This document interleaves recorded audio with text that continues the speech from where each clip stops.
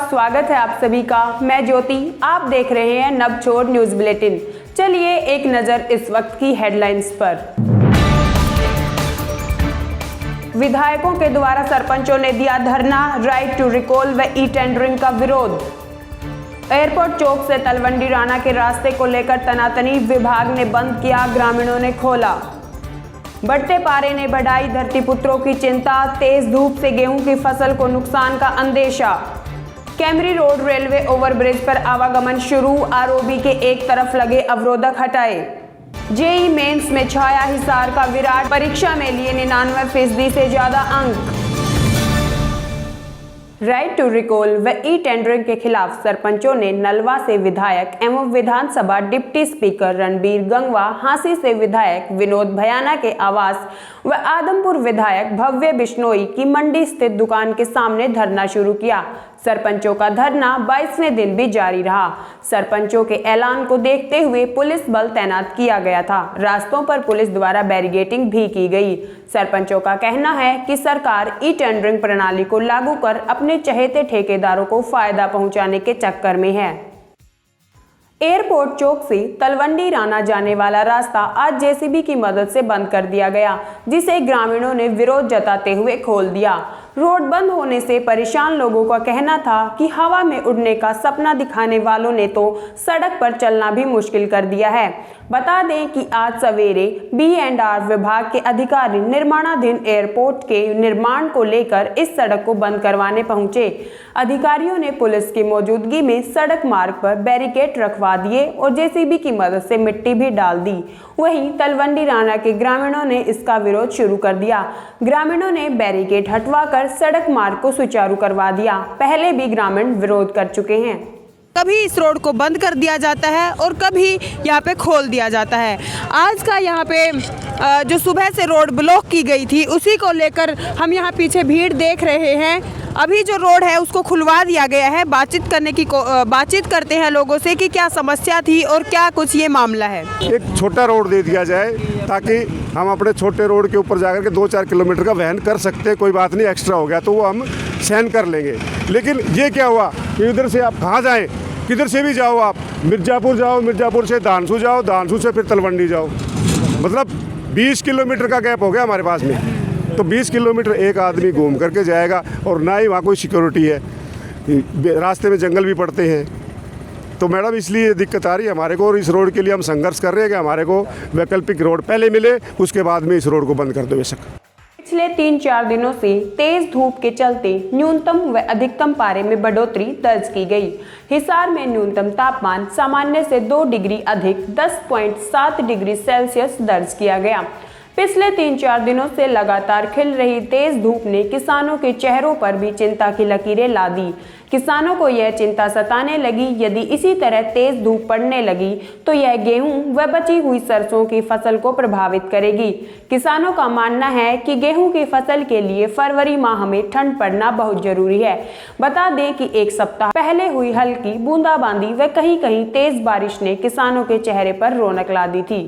Camry road railway overbridge ROB आज वाहनों की आवागमन के लिए खोल दिया गया। हालांकि आरओबी का निर्माण कार्य अभी भी अधूरा पड़ा है, लेकिन इस पर वाहन दौड़ रहे हैं। आरओबी के एक तरफ अवरोधक भी लगाए गए थे, जिन्हें आज हटा दिया गया।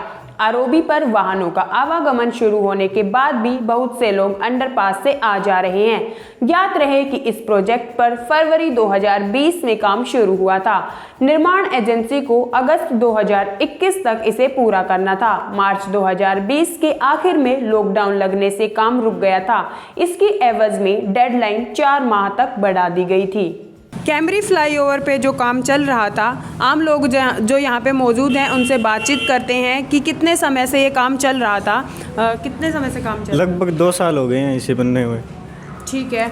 और अभी जो ये कल शाम को लोगों के लिए खोल दिया गया है ट्रैफिक के लिए, तो इससे क्या सुविधाएं लोगों को मिली है? इसमें जो पहले अंडरपास था उसमें से 2 व्हीकल गुजर नहीं सकते थे, बहुत कठिनाइयाँ होती थी, जिससे अब ये खुल गया तो आराम से जा सकते हैं, कोई जाम वगैरह नहीं लगता है।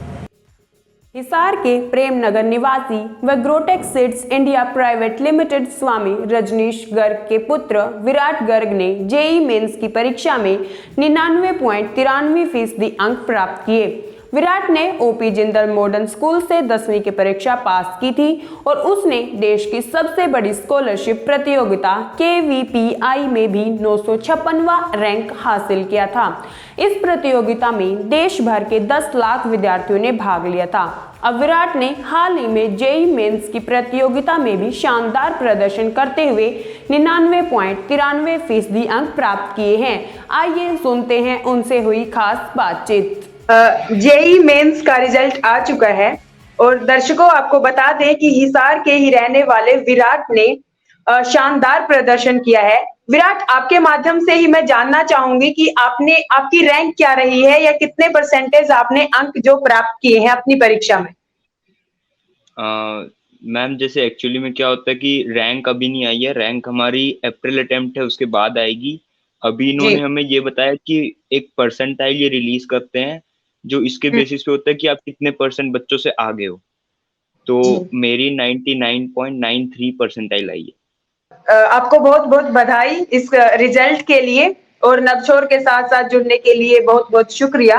आगे मैं आपसे जानना चाहूंगी कि आपकी तैयारी का कोई खास तरीका जो आप हमसे साझा करना चाहें।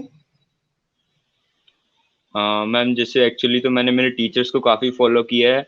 जो वो बोलते थे मैं उन्हीं को फॉलो करता था, उनसे गाइडेंस लेता था और उन्होंने जो बताया कि आपको ऐसे करना चाहिए, ऐसे करना चाहिए, उनको प्रॉपरली बिल्कुल फॉलो किया। अपने नोट्स को थॉरली रिवाइज किया, NCERTs कवर करी, बस। विराट, आपने इतना शानदार प्रदर्शन किया है, तो क्या आप हमें बताएंगे कि आप क्या शुरू से ही टॉपर रहे हैं? 10वीं 12वीं के जो आपका रिजल्ट है वो आपका कैसा रहा? मैम, एक्चुअली मैं पढ़ाई में तो अच्छा था, लेकिन ऐसे कोई टॉपर तो नहीं था। पढ़ाई में अच्छा था मैं शुरुआत से। 10th में भी मेरे 98.5% मार्क्स थे 10th बोर्ड में। मैं GMS OP Jindal modern school में था 10th क्लास तक। उसके बाद मैंने दिल्ली एडमिशन लिया और कोचिंग के लिए मैं कोटा चला गया था। ठीक है। जो स्टूडेंट्स IIT में IIT मेंस की तैयारी कर रहे हैं उनके लिए आप कोई सुझाव या एडवाइस जो आप देना चाहें? आप सबको बस अपनी NCERT को अच्छे से फॉलो करना है। कोचिंग पे जो आपके टीचर्स आपको गाइडलाइंस देते हैं, जो आपके रेगुलर टेस्ट होते हैं, मेरा ये मानना है कि अगर आपने एक बार फ्लो पकड़ लिया स्टार्टिंग में, अगर आपके अच्छे मार्क्स आ गए तो आप उस फ्लो को लगातार कंटिन्यू रख सकते हैं और आपके अच्छे मार्क्स आते चले जाएंगे जी, अगर आपने एक बार शुरुआत में मेहनत कर ली। आगे आपका क्या एम रहेगा? आप एडमिनिस्ट्रेशन की लाइन में जाना चाहेंगे या खुद से कोई अपना इंस्टीट्यूट खोलने की क्या प्लानिंग क्या है आपके फ्यूचर की? मैम, एक्चुअली मेरे को तो जैसे अपनी खुद की कंपनी खोलने में बहुत इंटरेस्ट है। फर्स्ट ऑफ ऑल मैं कुछ एक्सपीरियंस गेन करूंगा किसी मल्टीनेशनल कंपनी में जाके, उनके बारे में सीखूंगा और then I will go forward and अपनी खुद की कंपनी के लिए। ओके, नवछोर के साथ जुड़ने के लिए दोबारा आपका बहुत बहुत धन्यवाद और आपके भविष्य के लिए आपको उज्जवल शुभकामनाएं। Thank you. हिसार से दूरदर्शन केंद्र के स्थानांतरण के मुद्दे को लेकर हिसार के सांसद बृजेंद्र सिंह ने केंद्रीय सूचना एवं प्रसारण मंत्री अनुराग ठाकुर से मुलाकात की। सांसद बृजेंद्र सिंह ने मंत्री ठाकुर के साथ दूरदर्शन केंद्र को लेकर विचार विमर्श किया। बता दें कि दूरदर्शन केंद्र के स्थानांतरण के विरोध में कर्मचारियों का धरना जारी है। दूरदर्शन केंद्र के स्थानांतरण आदेश को रद्द करने की मांग को लेकर शहर में कई बार प्रदर्शन भी किया जा चुका है। धरने को कई राजनीतिक व सामाजिक संगठनों के प्रतिनिधि समर्थन दे चुके हैं। इससे पूर्व सांसद दीपेंद्र हुड्डा ने राज्यसभा में इस मुद्दे पर नोटिस दिया था। बुलेटिन में बस इतना ही। नमस्कार।